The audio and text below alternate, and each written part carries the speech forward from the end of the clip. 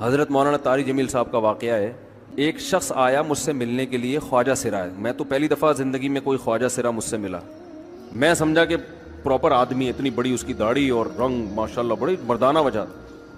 لیکن جب بات چیت کا انداز ہوتا ہے تھوڑا سا, وہ ایٹیٹیوڈ سے اندازہ ہو گیا کہ یہ مکمل مرد نہیں ہے. تو اس نے مجھے خود بتا دیا میں خواجہ سرا ہوں. میں نے کہا بھائی ہم سے ملنے کے لیے کیسے آیا آپ, اتنی بڑی داڑھی آپ کی. اس نے اپنا جو واقعہ سنایا نا, میں 3 دفعہ وہ واقعہ سناتے ہوئے رویا ہوں. اور جب وہ سنا رہا تھا اس وقت میرے آنکھوں سے آنسو نکل رہے تھے. اس نے یہ ابھی بھی میرا بیان سنتا ہے وہ.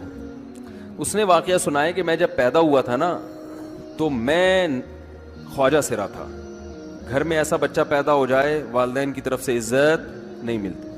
جب 10-12 سال کا ہوا تو نہ بھائی مجھے عزت دے رہا ہے اور نہ میرا والد مجھے عزت دے رہا ہے.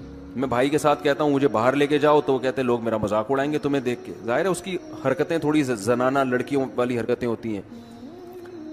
اور والد بھی کہیں محفلوں میں نہیں لے کے جا رہے, ایک مذاق اڑایا جاتا ہے. کہنے ایک دفعہ میں کہیں گزر رہا تھا تو یہ جو ہوتے ہیں نا خواجہ سراؤں کی پوری ایک جماعت تھی, انہوں نے مجھے پہچان لیا, دیکھا اتنا اچھا. اس وقت نہ اس کی داڑھی اور یعنی اس میں خواتین والی ہی علامتیں تھیں زیادہ. تو انہوں نے مجھے کہہ رہے اتنی عزت دی, کھانا کھلایا اور اپنے گرو کے پاس لے کر گئے. اور گرو نے کہا کہ تم ہمارے ایجنٹ بن جاؤ, ہم تمہیں پھر ڈانس ماس کروائیں گے, آدھے تمہارے آدھے ہمارے, جو بھی اس کا سیٹ. کہہ رہے مجھے پہلی دفعہ کہیں عزت ملی. تو لیکن میرے ابا کو پتہ چل گیا تو ابا نے لا کے طبیعت سے کوٹ دیا, ٹھیک ہے نا, کہ دوبارہ ان میں نہیں بیٹھنا. ٹھیک ہے ہم نے توبہ کر لی, بھائی یہ برے لوگ ہیں, ڈانس ماس اچھی چیز نہیں ہے, ٹھیک ہے. تو اب کیا ہوا, کہتے ہیں کہ پھر جو ہے نا کچھ دنوں میں کہیں کسی سے جھگڑا میرا ہوا کسی بات پہ, تو اس نے انتقام لینے کے لیے شکایت لگا دی ابا کو کہ یہ دوبارہ ان کے پاس گیا, حالانکہ وہ جھوٹی شکایت تھی. اب ابا کو لگا کہ یہ صحیح کہہ رہا ہے جس نے شکایت لگائی ہے, کیونکہ شبہ تو تھا نا ابا کو دوبارہ جائے گا. ابا نے پھر مارا. تو کہہ رہے ہیں میں بول رہا ہوں کہ میں نے یہ کام نہیں کیا, میں نہیں جا رہا ان کے پاس, میں نہ ناچ گانا سیکھ رہا ہوں, کچھ بھی نہیں. لیکن ابا نے اس کی باتوں میں آ کے انکوائری نہیں کی ہوگی پوری, وہ سمجھے ہوں گے کہ بھئی ایسا ہی ہے. تو ابا نے پھر کٹائی لگائی. تو اس کے دل میں منفی جذبات پیدا ہو گئے اور یہ گھر سے بھاگ گیا کہ بھئی مجھے ویسے تو عزت نہ یہاں مل رہی ہے اور میں ذلت برداشت بھی کر رہا ہوں تو بھی. کہہ رہے میں وہاں چلا گیا. تو جب میں وہاں گیا ہوں نا خواجہ سراؤں کے ہاں, تو وہی گرو اور ڈانس, اور پھر اس نے مشہور کچھ ایکٹروں کے نام بتائے جن کے ساتھ ہم ڈانس کرتے تھے, اور پیسے آنا شروع ہو گئے, آدھے گرو کی جیب میں آدھے ہماری, اور ہٹو بچوں. لیکن ظاہر ہے یہ کوئی عزت دار راستہ تو نہیں ہے نا. کہہ رہے ہیں کہیں سے تبلیغی جماعت میں حضرت مولانا طارق جمیل صاحب آ گئے, انہوں نے اجازت مانگی, ہمارے گرو کو پیغام بھیجا بھائی مجھے ایک دفعہ یہاں آ کے دعوت دینے دو. اس نے اجازت دے دی, آ جاؤ بھائی.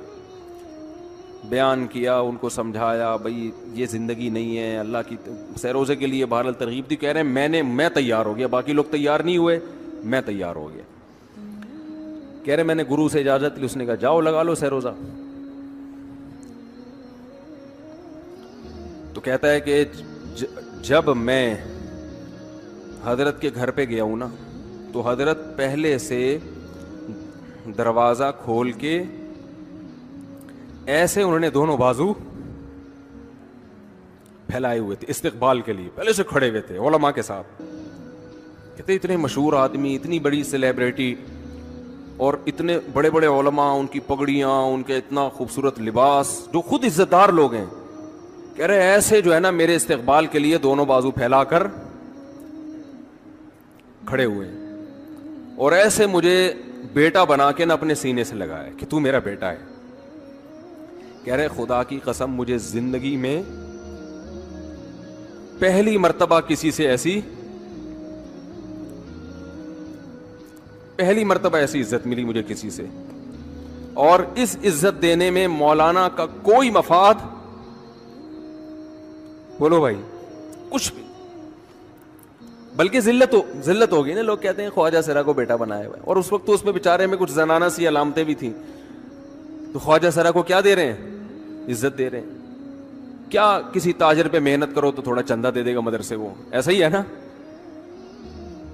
اور کسی افسر پہ محنت کرو تو تعلقات کیا ہو جائیں گے, جب وہ دین پر آئے گا تو اس سے کیا فائدہ. اس کو تو باپ ایسے ان لوگوں کو ریجیکٹ کر دیتے ہیں, بھائی اپنانے سے کہہ رہے مجھے یہ اپنا رہے ہیں.